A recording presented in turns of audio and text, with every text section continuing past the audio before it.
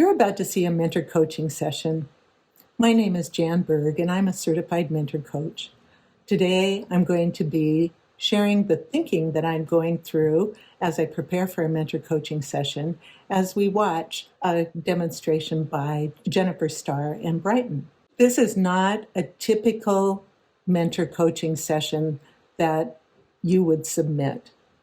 It's different, and I'll tell you more about that at the end. Also, this video is accompanied by two others. One is simply being able to listen to the entire coaching session without interruption. And the other is a run through of the video with narration by an observer speaking from the client point of view. So Brighton, it's good to see you again. It is so good to see you too, Jennifer.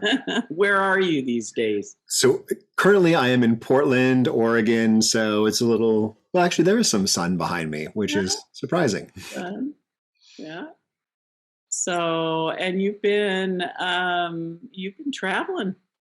Yes. Yeah. I spent the last 5 months down in Mexico at our home down there. And yeah. So it's a little bit, I'm back here in Oregon a little early, I think. Yeah. I just got back from Mexico too, and I thought of you. And anyway, well, here we are. And you told me you haven't been coached before with all the people you work with. Yes, I have never been coached before, and I only know that because I've been with enough coaches to know what coaching is. I have hired coaches before, but gotten consultants, which have been wonderful consultants. But they weren't coaches, or they might have been coaches, but they weren't coaching. Okay. So I'm looking for some real coaching. Well, you'll get to have a little bit of that today because that's what I do. Perfect. We have about 25, 30 minutes or so together, right? And you and I have never really worked in this capacity before. Correct. What's important for me to know about you that makes things comfortable and easy to sort of explore together with someone you haven't worked with before? I don't know. I feel like we've worked together, just not in a coaching or coaching. I know, and you're usually telling me what to do. Yes, exactly. So, I am a pretty comfortable guy. So I feel like, you don't have to hold any punches or anything like that. So we'll just. Yeah. And I heard that you know at least what the distinction is between a consultant and a coach. Yes. Okay. Yes. All right. Anything else you need to be here now and ready to dive in? I'm just going to proclaim my nervousness. But yeah, right on. Let's make it happen. So do you mind taking a deep breath with me and maybe we'll just diffuse some of that? How about it? Sounds good. I'd like to draw attention to the fact that though Jennifer and Brighton had not worked together before as coach and client, they had worked together before. And so Jennifer spent the time simply getting into relationship with one another, knowing that they were going to focus in a new way. So there was a little bit of chit chat and then a little bit more focus toward the coaching, and then really settling in on now we're going to be working together and we're going to be doing something over the next 20 to 30 minutes. When Brighton claimed his nervousness, then Jennifer took the opportunity to suggest that they do something to bring that energy down. And when she chose to, let's just take a couple of breaths and asked if he was willing to do that, and he was. Another way that she could have done it might have been to just say, what would help calm those nerves or help you to be comfortable in getting started together in this way? Either way worked really well. One's a little more open. So in this little bit of time we have together, what is it that's on your mind or something that you'd like to explore? Mm-hmm. And I think this was the hardest part for me with preparing was like, what am I supposed to talk about? And I think what I came up with was, let's find all those hours and minutes in the day that I keep losing. Because I seem to get to the end of the day and I'm like, my wife and I have a similar problem. And we say, like, how is it possible that people have children when we have no children and still we're, we don't have any extra time? Like, how would someone fit a child into a life if this is our life? So I'm trying to figure out where those minutes go. And I think this is also kind of related to productivity, procrastination, and stuff like that. So you heard about 4 or 5 different possible themes that Brighton spoke to as he was jumping in. And it would be very tempting for a coach to simply grab onto that procrastination and productivity and roll with it. Watch what Jennifer does instead. She really takes her time and she has a lot of patience for helping Brighton really get clear about what would be useful for him and what they might do together. If you actually did have more time in your day, how would you be using it? Ooh, interesting question.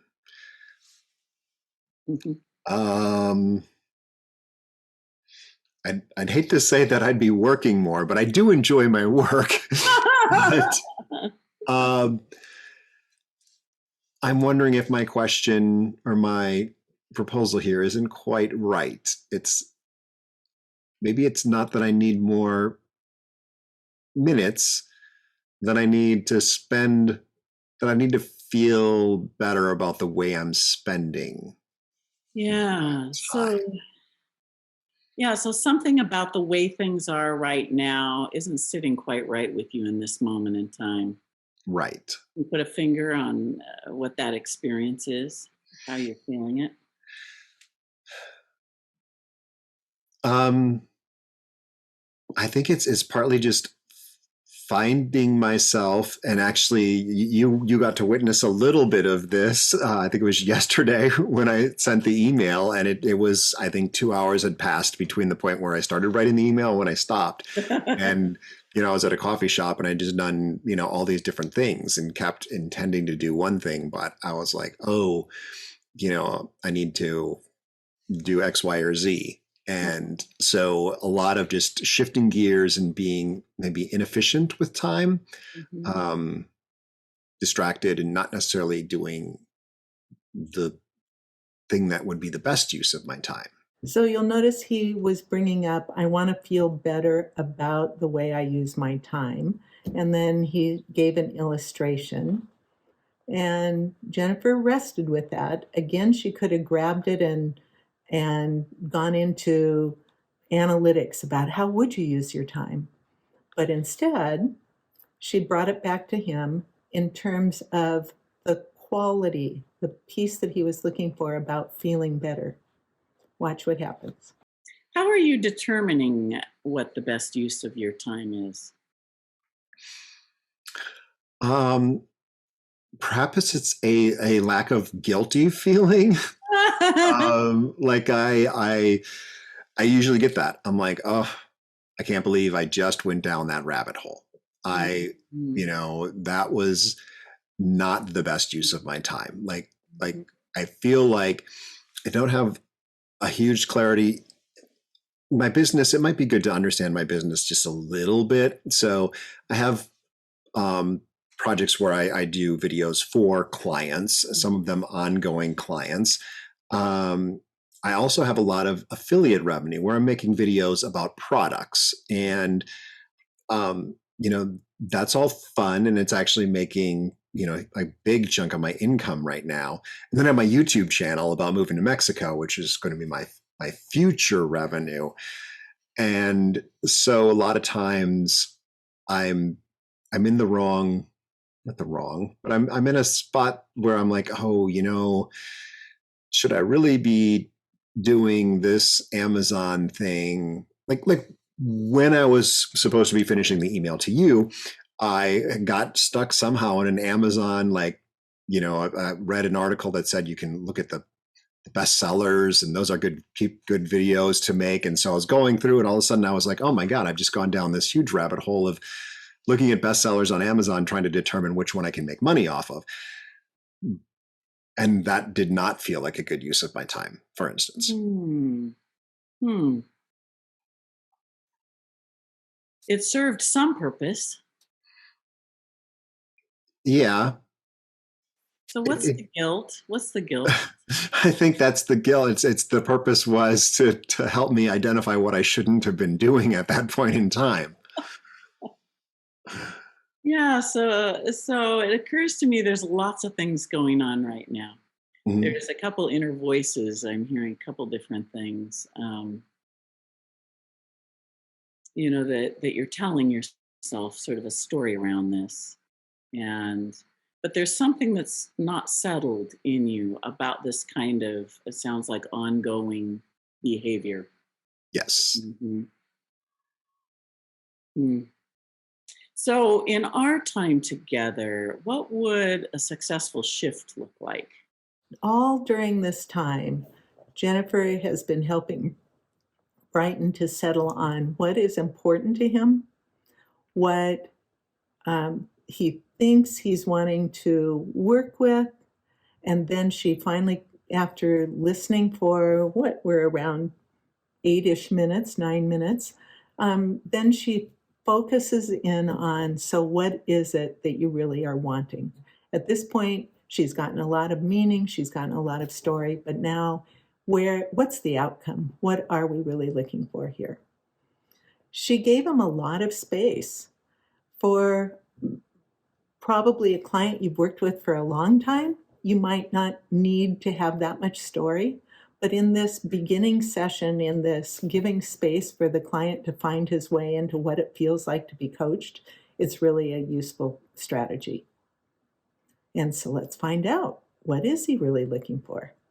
Boy, I'm struggling here. I don't want to say it's to get rid of that guilty feeling, because the guilty feeling is there for probably a good reason.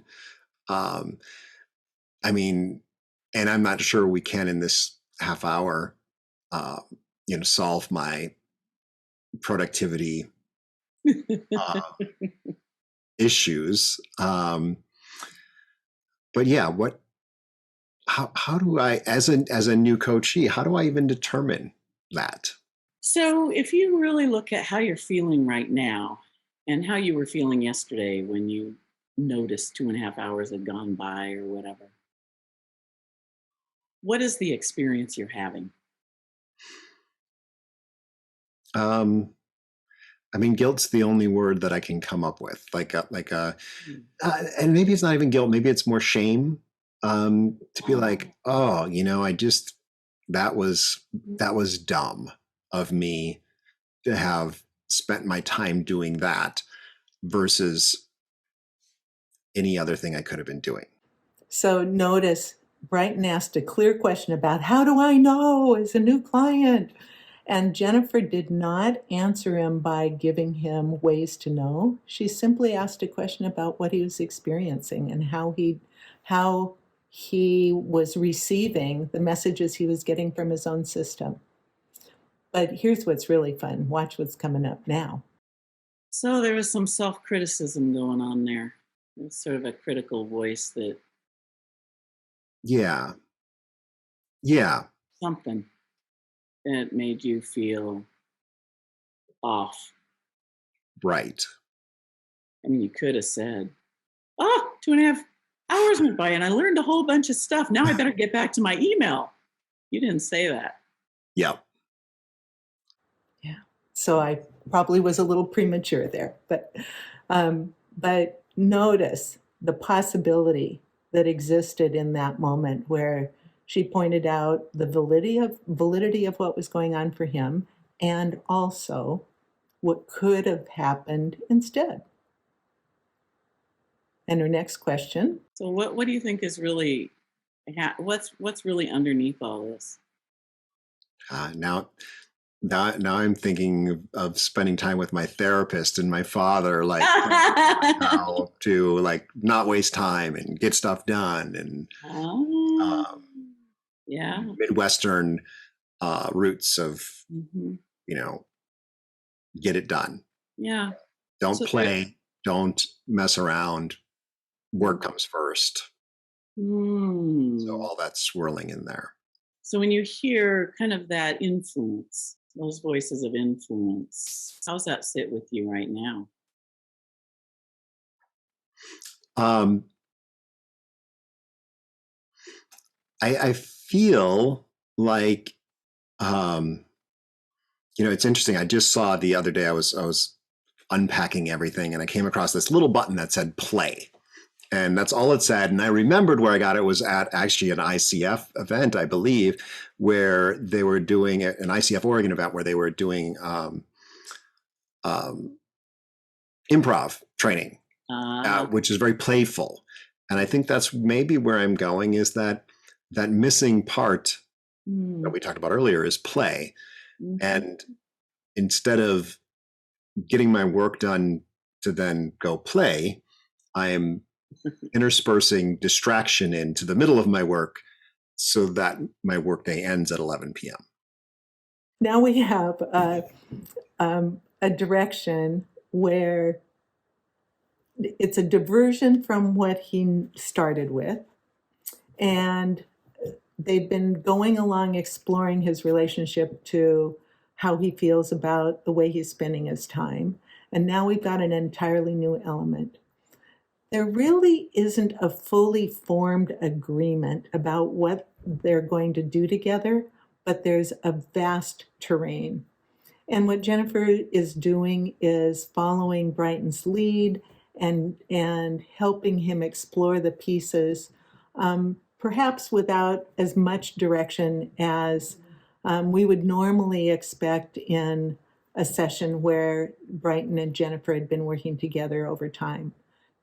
It's not a perfect, do we know where we're going? Do we know what the outcome will be? And do we know what the success measures will be? But it's an effective way to be building relationship amongst the two of them in this beginning coaching session. So let's continue. Yeah, and that I hear that, and so then that distraction, is that a version of play, or what exactly is going on when that happens? I mean, maybe it is a little, it's very what's the word? Very not fun play, but Okay. it's not necessarily work. I mean, it might be reading CNN.com or something is another place where I find myself very distracted. Uh, so Mm, I don't know if they're habits. yeah. What's important about play to you? I think just the idea that life is short and Mhm. play is an important aspect of enjoyment of life. Mhm. Mhm. So, what's occurring to me right now as I'm kind of hearing you talk through this is, um, you lit up actually when you were talking about playing, getting that little button. There was an energy about you that I experience from you a lot when you're doing your video work and when you're reporting about your Mexico, you know, Mhm. it's different than when you were talking about what sounded like to me the shoulds and this is, you know. So what's occurring to me is there's an external influence going on. Do you feel something like that? Mm, I feel like at 49.9 years old, I think I've internalized all that external influence Yeah, of my father and whatnot. So it's built in pretty well. built in pretty well, and that's what you've taken on. What do you hear yourself really wanting more of? So here we are about halfway through the session, and the question is really emerging based on what Brighton has been experiencing, what his internalized experience has been, the impact of the Midwestern work ethic, and the habits that he's developed. And at this juncture, Jennifer's inviting him to really claim what it is that he wants, so that that becomes the piece that they work on through the end of the session. Notice also how together their humor swims through the session, so that there's some lightness to it, even though they're exploring some aspects that could be awfully heavy to Brighton.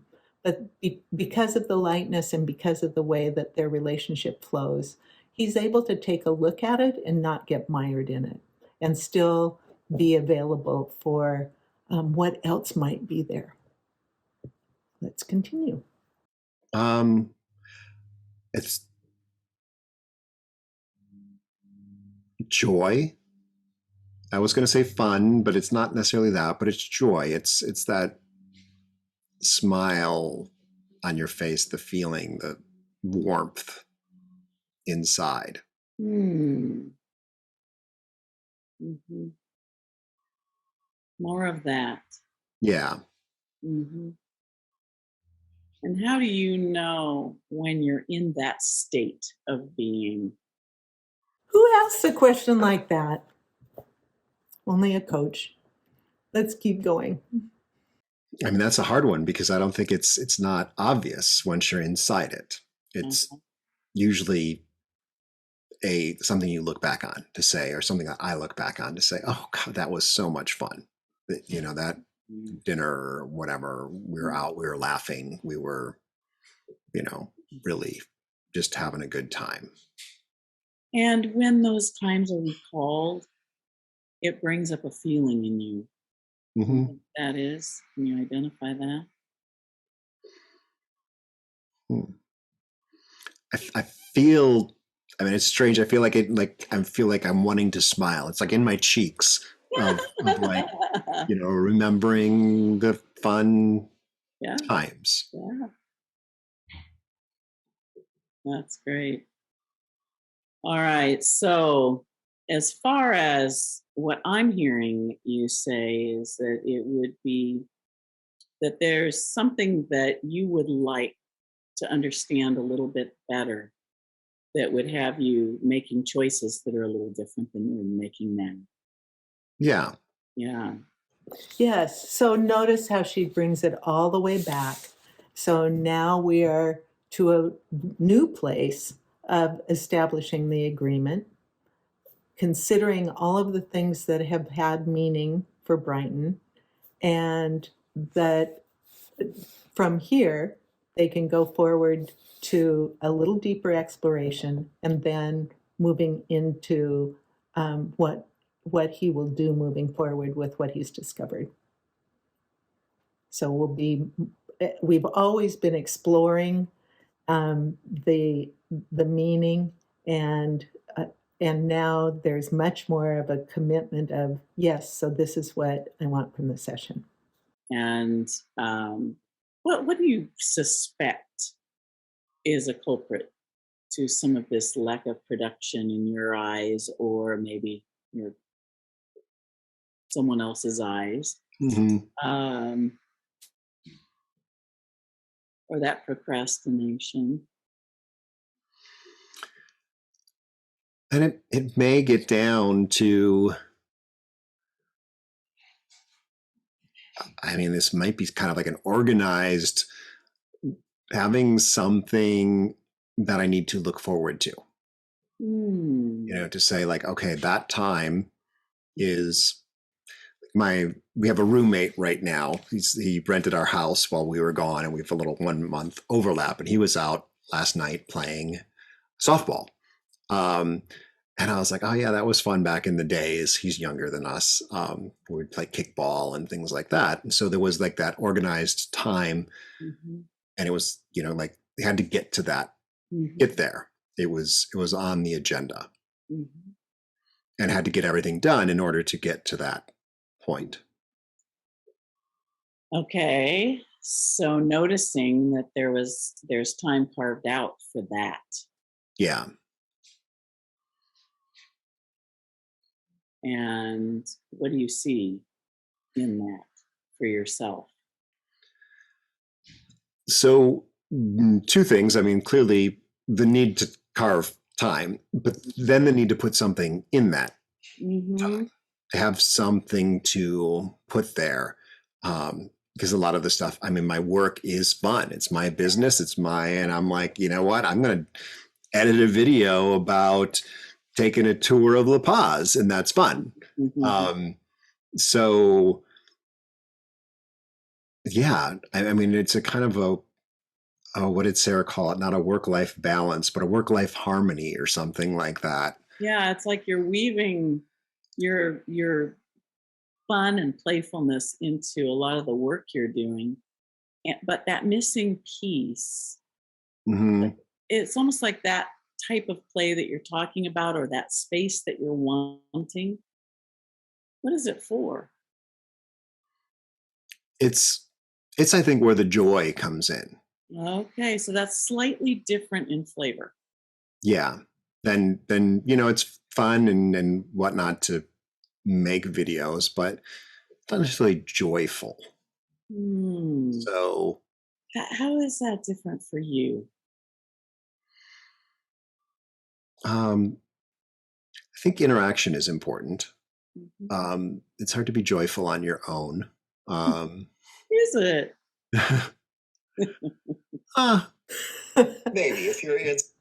There's a little bit of a challenge, and that was just a spontaneous blurt on Jennifer's behalf, but it turns into a little bit of a challenge in Brighton's thinking as well. Could have been disruptive. It isn't. He holds his space and continues. But in this portion of the session, as we're listening into it, Jennifer ends up doing a lot more of the talking, the speaking than Brighton does for the next several interchanges. And this is one of those places where um, it's challenging as a coach to, do we make the connections, or do we have the client make the connections, or how is it that we partner so that the client is really attending and internalizing to what they're working with, as opposed to our sort of putting ideas in their head, or um, moving in the direction that the coach sees makes sense.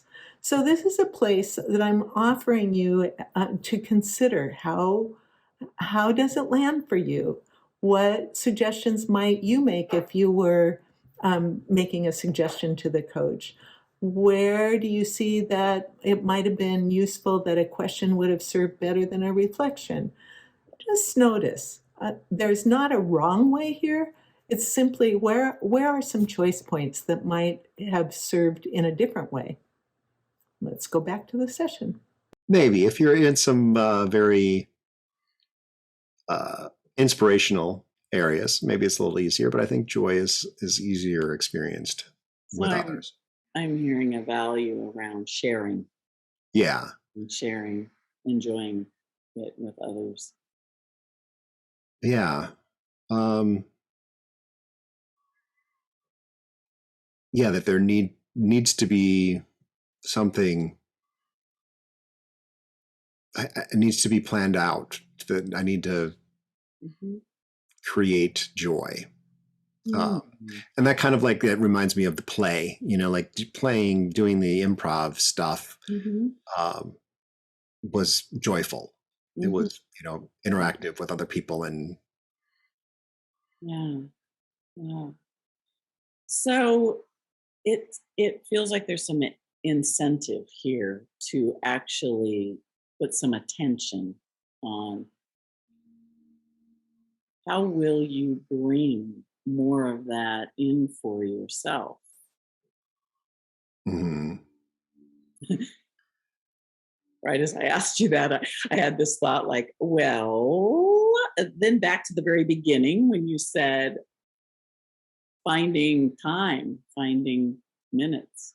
Um, Mm-hmm. but I think, So we'll do that as coaches. And again, it's not about making it wrong, it's noticing, was that useful or wasn't it? It was a connection that Jennifer made. Oh, yeah, we talked about this at the beginning. Was it necessary for her to bring that forward, or was that something that if she had just waited, Brighton would have brought for himself? We don't know, but let's see what happens. Mm-hmm. but I think what I have is that, like, if there was something to fill the time, it'd be a lot easier for me to, in my head, say, Hmm. no, this is, don't do that. We're going to do something better later. So there's going to be something more joyful that's coming up. So get your work done. So I'm hearing that voice again. Uh-oh. So that taskmaster voice. It's like, but you did say, I want to look forward to something. It needs to be Yeah. It needs to be in place. It needs to make sense to you Mm-hmm. so that you can what? So that I can. So I've got, let's say, my everyday quick kickball league or something that's happening every night at 8 p.m. Mm-hmm. It not only it puts in a spot for joy, but I think it also helps on the other end of being smart about my productivity and being purposeful. Mm-hmm. Because it's, I mean, I'm really good at completing projects by the deadline, but if there's not a deadline, I'm not so good at it. So I think this essentially the joy time is the deadline that, and I'm happy when I'm productive. I mean, it's a good thing. And I get rid of the little guilty voice. So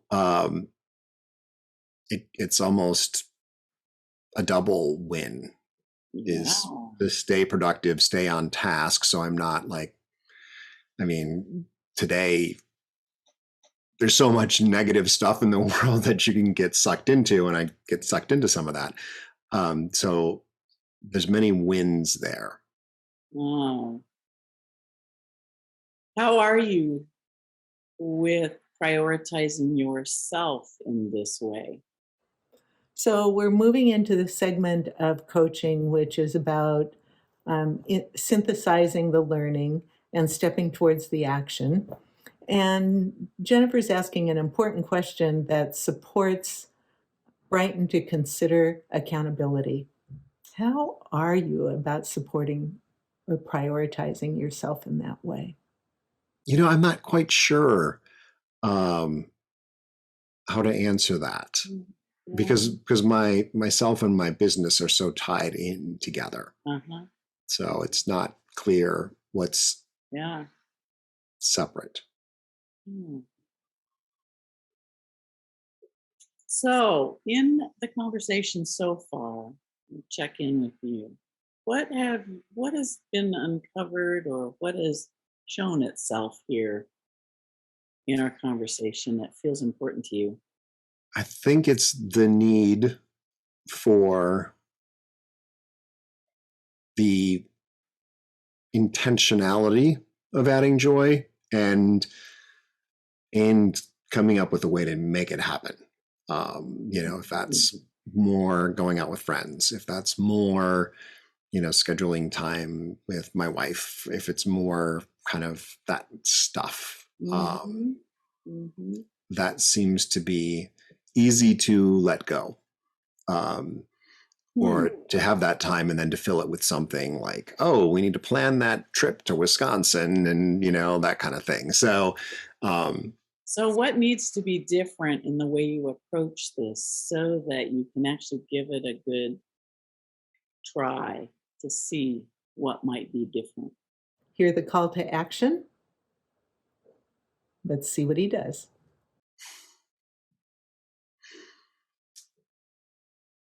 That is a great question.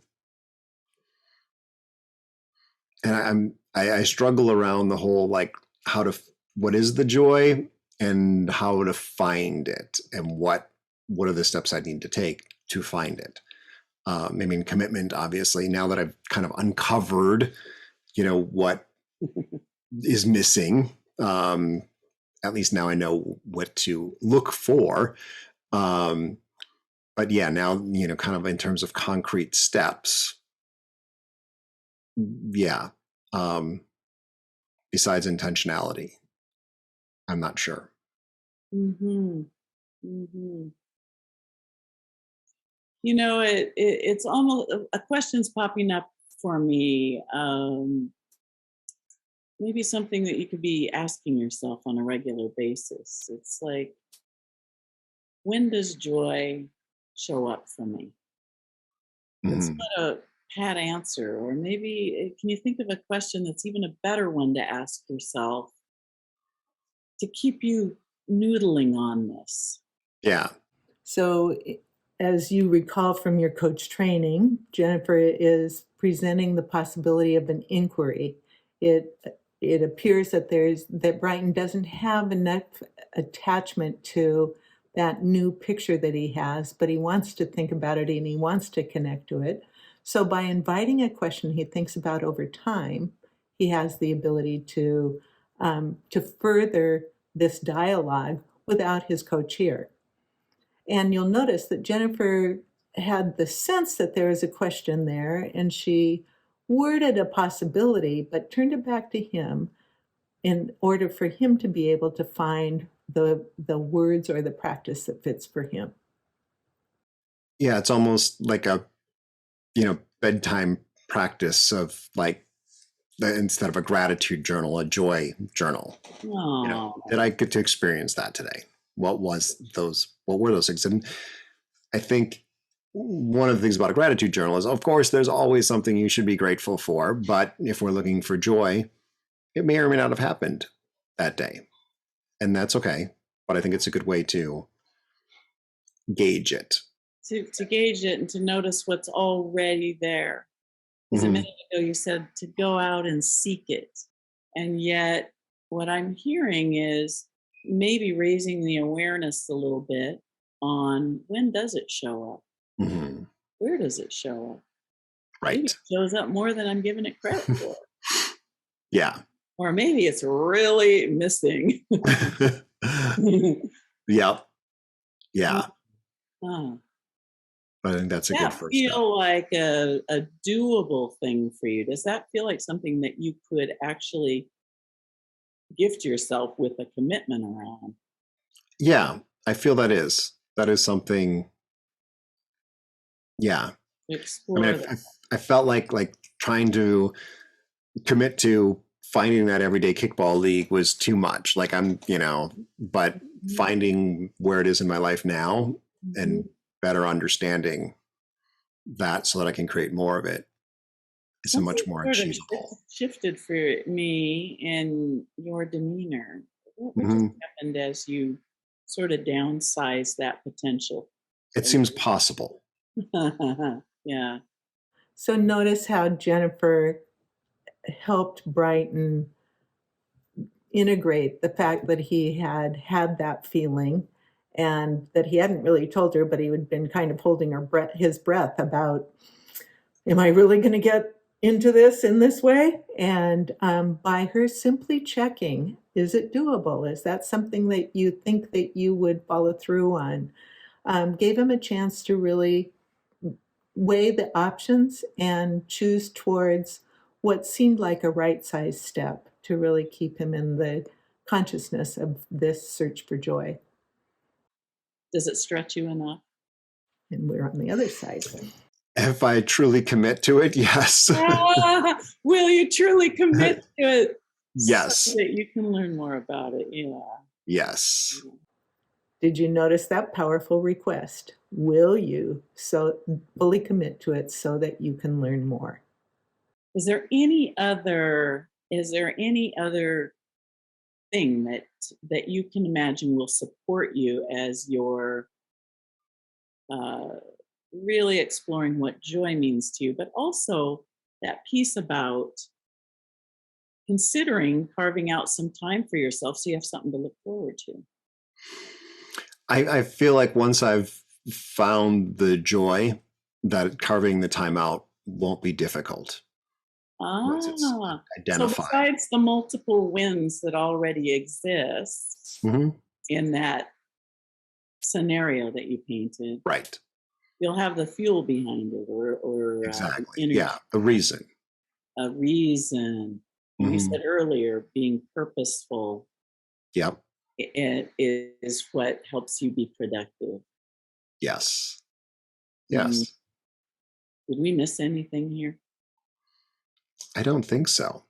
So what if you're taking away something of value that you can hold on to? What is it in your words? It's that I need more joy. Um, and it felt like something completely different when we started this session. I know.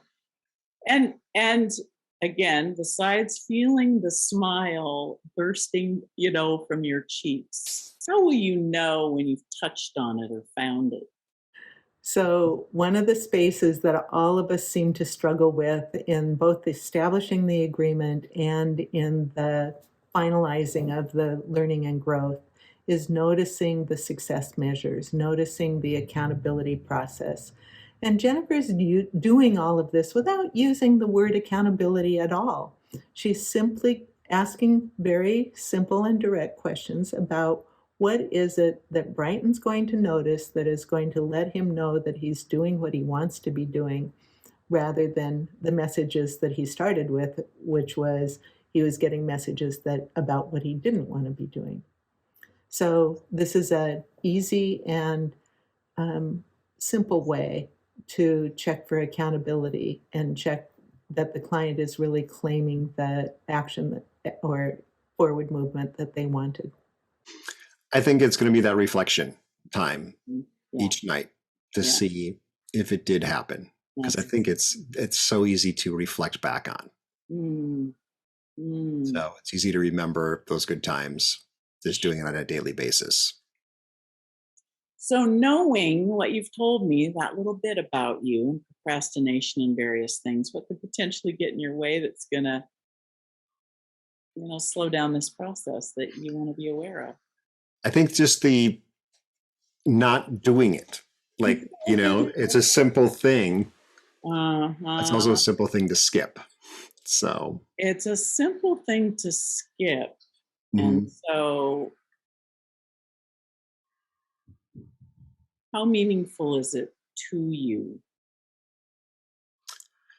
It's meaningful. And I think that I need to tie it to something. Yeah. And I think maybe tying it to brushing my teeth at night might be the easiest thing to tie it to. Like one of those little micro skills, that Yeah. what do they call it, tasks where you're trying to retrain a micro habits. That's what Micro habit. Yeah. you tie Yeah. it to something that is like automatic. Right. Yeah. I've already got the habit of brushing my teeth every night. I might as well Uh-huh. put more into that time. Hmm. Hmm. Yeah. That's easier, I think, than doing it in bed. Yeah, I imagine. Yeah. All righty then. So, and do you need any support from me or anyone, your wife or anyone, to help you stay accountable? No, I think I'll stay accountable to Colgate. Remember, that's great. And remember those multiple wins. And that really struck me when you said that there were so many layers of wins Hmm. in that, finding that joy. Yep. Yes. Anything else you need to say to feel complete today? No, this was a wonderful great first coaching session. Oh, thank you for allowing me to be your coach today. Very Brighton. good. So one of the things that happened today is that I was having a one-sided conversation where more normally mentor coaching is with two people, the person who is being the mentor coach and the person who is being mentored. So you got to see some of the thinking that was going on behind my expertise or experience as a mentor coach. What was missing is the chance for the coach client and the mentor coach to really be in dialogue and to explore some of the things that were drawn out by the coach client's experience and find some of the things that they felt were important or that they felt that they were challenged by. So that would happen in a regular session rather than just having someone write down or say a lot of things about your mentor coaching. Or about your coaching itself, sorry. The final thing I wanted to say about this was what I referred to in the beginning. When it's your turn to sign up for mentor coaching, please bring a recording of an experience with a client that you have spent some time with. This was a lovely session, but it's not typical of most first sessions. So give yourself and your client a time to know each other and to be in real relationship with one another, and then bring your experience to a mentor coach. It's a time to be able to explore what went well, and possibly you might bring something that you considered was a disaster to a mentor coach and work together to figure out what it is that you wanted out of it and how you might get it the next time. If you enjoyed this and you're looking for more, on our YouTube channel, you will find examples of coaching and of more mentor coaching, and there are things that are being added, not quite weekly, but often. So stay tuned and enjoy what you can find.